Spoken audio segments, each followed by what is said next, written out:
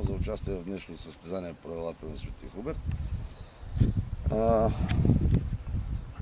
Явявам се предвид сезона не в по-летен екип, не толкова ловен.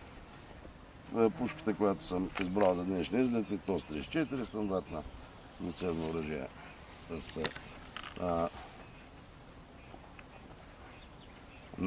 надцевно споени цеви. Шоково изцеснение, шок по шок. Боеприпасите, които съм избрал, са 6 броя, 7 номер, 28 грама и питица на същата фирма Роквал, която съм проверил този боеприпас в други състезания. Мисля, че е подходящи за вас. Най-подходящия за вас. Кучето, с което се явявам, бора Вон Балканици, курцхар на 5 годишна възраст. Достатъчно добре запозната с лова на фазани. Предвидел съм документите, които вече ви показах. Повечко вода нося за кучето. Малко за мен. И другото разчитаме на слух. И ние така започвате, когато имате възможност. В момента, в който кажете, че почва и откъде.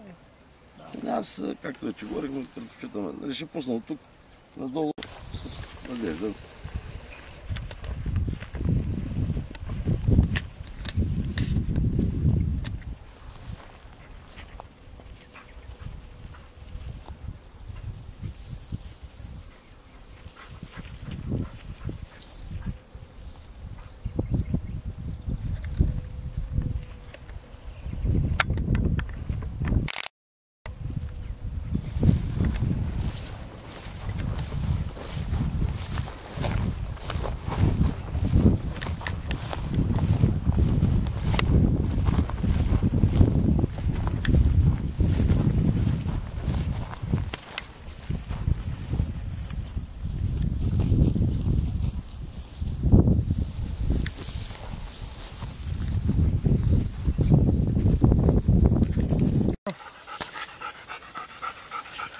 За мое най-голямо съжаление, не можахте да откриете дивеча.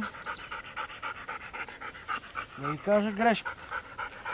Ако искате, ако не, да, искам да държа. Грешките са, че вие за какво ставаше въпрос? Става въпрос за следното, че нямаш последователност на претърсването на терена. Мина покрай фазана. Ако искаш, ми вярвай. Не, вярвам, тя кучката му. Фазана беше дето е дървото. Дето се завъртя. Ти мина отляво и тръгна наляво тогава, когато изгуби, а той беше от другата страна. Точно това си мислех, че не трябва да правиш. Аз усетих, точно това си мисля, викам, няма да минавам нагоре. Другото нещо, ти тръгна по дължина на терена. В смисъл, ако това е терена. Да. И кара през средата. Остави десната част свободна и лявата част свободна. В лявата част тук има фазани. В средната част мина покрай фазана, не го отрази. Значи, не ти, не кучето, ти. Аз. На всичко отгоре тя кучката тръгна да влиза в миризма, когато се стреляш. Това беше най-интересно, че тя тръгна, вече беше почти спряла на стойка и като гъмнах и тя се обърна. И аз се отидах да го потърся после този фазан.